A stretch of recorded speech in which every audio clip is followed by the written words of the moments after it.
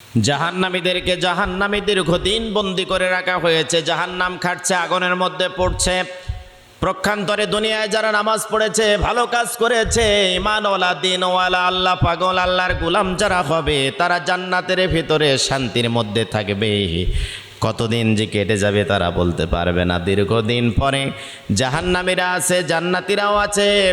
জান্নাতীরা বলা বলি শুরু করবে, দুনিয়াতে কোরআন পড়েছি, হাদিস পড়েছি, আলেমদের মুখে শুনেছি, তাফসীর মাহফিলে গিয়ে শুনেছি আল্লাহ রব্বুল আলামিন নাকি আমাদের সাথে সরাসরি সাক্ষাৎ করবেন। আমাদের জন্য সবচাইতে বড় পাওয়া, সবচাইতে বড় পুরস্কার।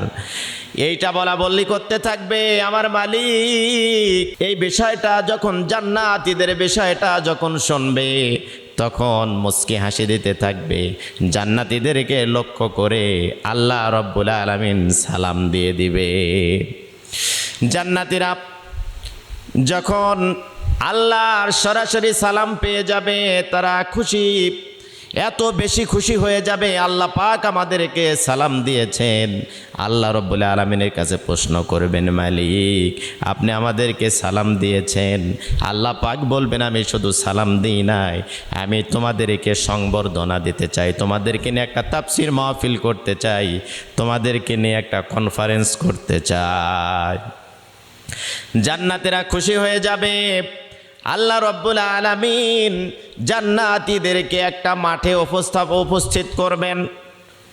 সেই মাঠের নাম হচ্ছে মাজিদ নামে একটা মাঠ। এত বিশাল মাঠ, কত বড় মাঠ, যে মাঠটার বর্ণনায় জিব্রাইল আমিন তার 600খানা পাখা আছে। 100টা ও 500টা 600টা পাখা। জিব্রাইল আমিনের 600 পাখা কখনো কোনো কাজে ব্যবহার করতে হয় নাই। একদিন নবী করিম সাল্লাল্লাহু আলাইহি ওয়াসাল্লামের সাথে দেখা করলেন, বললেন, ইয়া রাসূলুল্লাহ, ইয়া হাবিবাল্লাহি, আমার কাছে এটা কি আপনি জানেন নাকি? নবীজি বললেন, তোমার হাতে এটা কি? জিব্রাইল আমিন বললেন, এটা হলো একটা মানচিত্র। নবীজি বললেন, কি হবে? জিব্রাইল আমিন বলছেন, এইটা হচ্ছে মানচিত্র। আল্লাহর নবী জিজ্ঞাসা করছেন, এটা দিয়ে কি হবে? বললেন, আল্লাহ রব্বুল আলামিন জান্নাতীদেরকে সংবর্ধনা দিবেন, তাফসীর মাহফিল করবেন এই মাজিদ নামক মাঠে, যেখানে জড়ো করবেন আল্লাহ সুবহানাহু ওয়া তাআলা। আমি আল্লাহ রব্বুল আলামিনের কাছে জানতে চাইলাম, মালিক আমার এই 600খানা পাখনা, আমার 600খানা পাখা আমি কখনো কোনো জায়গায় ব্যবহার করতে পারলাম না। এমনকি আমার একটা পাখা দিয়া গোটা দুনিয়াটাকে উঠায় আমি আসমানে আছাড় দিতে পারি, এরকম ক্ষমতা আমাকে আপনি দান করেছেন। এই দুনিয়াটাকে আমি আসমানে ওঠানোর পরে যদি আছাড় দিই, একটা পাখা দেওয়া সম্ভব। আমি 600খানা পাখা দিয়া আমি একটু ঘুরতে চাই, এরকম বড় একটা সুন্দর জায়গার ব্যবস্থা করে দেন। আল্লাহ রব্বুল আলামিন জিব্রাইল আমিনকে এই সুযোগটা করে দিলেন, আর বললেন, এই মানচিত্রটাই হচ্ছে সেই জায়গা, মাজিদ নামক একটি জায়গা। আল্লাহ রব্বুল আলামিন আমাকে ঘোরার অফার দিয়েছিলেন, যে মাজিদ নামক যেই মাঠটা, এই মাঠটা এত বিশাল, এত বিশাল। আমি ঘুরতেছিলাম, ঘুরতে ঘুরতে 100 পাখা ছেড়ে দিলাম, 200 পাখা ছেড়ে দিলাম, 300, 400, 500, 600খানা পাখাও ছেড়ে দেওয়ার পরে আমি ক্লান্ত হয়ে গেলাম। শ্রান্ত অবস্থায় যখন ডাক দিলাম, মালিক আমি কতটুকু এই মাজিদ নামক মাঠটা ঘুরতে পেরেছি? আল্লাহ রব্বুল আলামিন বলছেন, জিব্রাইল তুমি এই মাজিদ নামক মাঠের এক কোণাও ঘুরে শেষ করতে পারো নাই। জিব্রাইল আমিন সেজদায় পড়ে গেলেন, আল্লাহ তাহলে কত বিশাল বড় এই মাঠ? আল্লাহ পাক ডাক দেয়া বলছেন, এই মাঠটা হলো আমার পাগল যারা দুনিয়াতে ছিল, যারা আমারে সেজদা দিয়েছে, আমারে যারা ভালোবেসেছে, তাদের জন্য এই বিশাল মাঠটা আমি বরাদ্দ করেছি। জান্নাতীদেরকে বলে দেওয়া হবে, চলে যাও, ওই মাঠে বসার জায়গা আছে, ভিআইপি সিট আছে, এয়ার কন্ডিশন, সেখানে কোনো কোলাহল নাই, মারামারি নাই, হই হাঙ্গামা নাই, খাবার দাবারের কোনো সমস্যা নাই। সেখানে ভিআইপি সিট থাকবে, জান্নাতীরা সেখানে হুমড়ি খেয়ে পড়বে, সিটে বসে যাবে, সামনে তাকায়া দেখবে মঞ্চে 3টা সিট আছে, সমস্ত নবীরা বসে গেছে, সবাই সম্মানিত অতিথি, বিশেষ অতিথি, প্রধান অতিথি থাকবে, সভাপতি থাকবে, বিশেষ অতিথি থাকবে, সবাই যেখানে বসে গেছে 3টা চেয়ার ফাঁকা আছে। জান্নাতীরা একে অপরকে বলা শুরু করে দিল যে ওই 3টা সিট ফাঁকা কেন, অন্য অন্য সিট তো সবাই বসে গেছে, আসন গ্রহণ করেছে, কিন্তু 3টা সিট কেন ফাঁকা আছে? কিছুক্ষণ পরে দেখা যাবে বিশেষ অতিথির সিটে এসে হজরতে দাউদ আলাইহিস সালাতু ওয়াস সালাম বসে যাবে, আর 2টা সিট বাকি। কিছুক্ষণ পরে এসে মায়ার নবী, দরদি নবী, জান্নাতের সুপারিশকারী, দুজাহানের প্রেসিডেন্ট জনাবে মুহাম্মদুর রাসূলুল্লাহ সাল্লাল্লাহু আলাইহি সাল্লাম বসে যাবেন, আর একটা সিট তখন পর্যন্ত ফাঁকা আছে, চেয়ার ফাঁকা আছে। জান্নাতীরা বলা বলি করতে থাকবে, কি ব্যাপার, আর আরেকটা চেয়ার তো এখনো ফাঁকা আছে, সিটে কি কোনো লোক নাই, কেউ বসার মতো কেউ নাই? ওই সিটে কিছুক্ষণ পরে এসে স্বয়ং আমার আপনার সৃষ্টিকর্তা মালিক আল্লাহ রব্বুল আলামিন এসে ওই চেয়ারে বসে যাবেন। আল্লাহ রব্বুল আলামিন সরাসরি সভাপতির চেয়ারে বসে যাবেন, প্রধান অতিথির চেয়ারে নবীজি বসে যাবেন, বিশেষ অতিথির চেয়ারে দাউদ আলাইহিস সালাতু ওয়াস সালাম বসে যাবেন।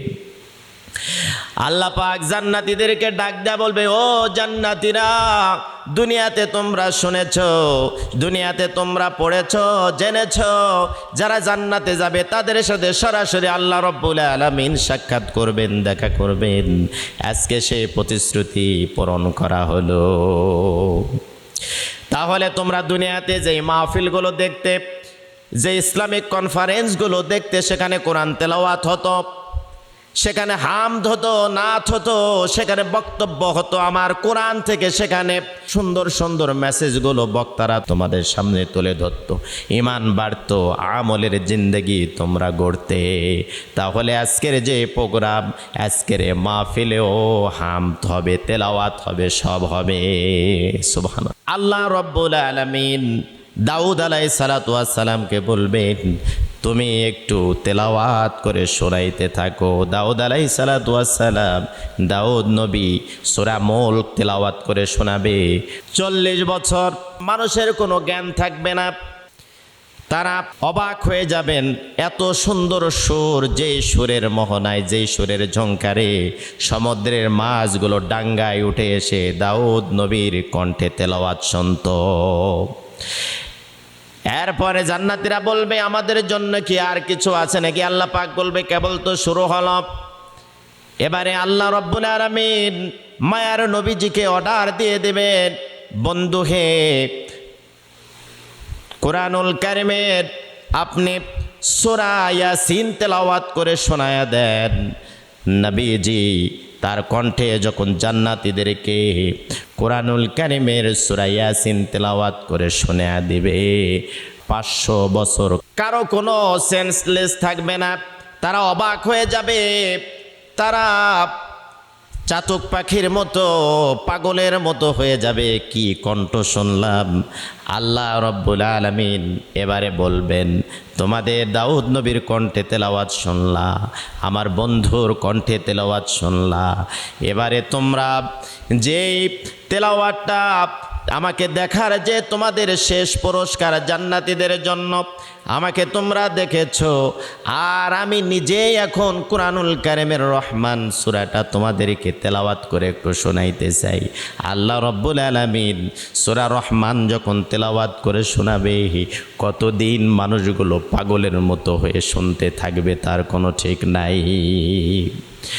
এই জন্য বড় ধরনের একটা অফার আল্লাহ রব্বুল আলামিন আমাদেরকে দিয়ে রেখেছেন।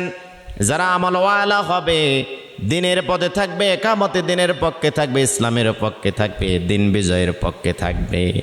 আল্লাহর দিন প্রতিষ্ঠার সংগ্রামে যারা আঞ্জাম দিবে, কোরআন পড়বে, নামাজ পড়বে, মিথ্যা কথা বলবে না, চগলখড়ি করবে না, ওজনে কম দিবে না, কাউকে ঠকাবে না, জুলুম করবে না, আল্লাহর ভয় যাদের কলিজার মধ্যে থাকবে, যারা বেশি বেশি আমল করবে, আল্লাহ রব্বুল আলামিন তাদেরকে জান্নাত দিয়ে ধন্য করবেন। আর পাশাপাশি ওই মাজিদ নামক মাঠে জান্নাতীদেরকে নিয়ে একটা সংবর্ধনা অনুষ্ঠান করবেন। যারা ভালো রেজাল্ট করে A+, গোল্ডেন প্লাস, দেখবেন যে বিভিন্ন জায়গায় সংবর্ধনা দেওয়া হয়। ঠিক তেমনই যারা গোল্ডেন প্লাস পাবে, জান্নাতি মানুষ হয়ে যাবে যারা, আল্লাহ রব্বুল আলামিন তাদেরকেও সুন্দর পুরস্কৃত করবেন। আর নিজেই জান্নাতি মানুষদের সাথে সবচাইতে বড় পুরস্কার আল্লাহ নিজেই দেখা করবেন এবং কোরআন তেলাওয়াত করে শোনাবেন।